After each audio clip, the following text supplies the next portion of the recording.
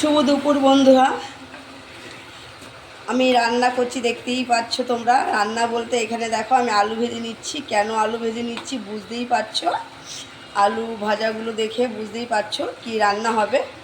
আর এখানে দেখো আমের চাটনি হচ্ছে, এখানে আলু ভাজা হচ্ছে কারণ আমি চিকেন করব।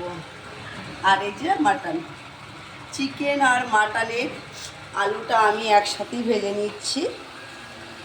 এবার দুটো মাংসতেই আমি ভাগ করে দেব। আলু ভাজাটা ভালোভাবে হয়ে গেছে, দেখো লাল লালভাবে ভাজা হয়ে গেছে।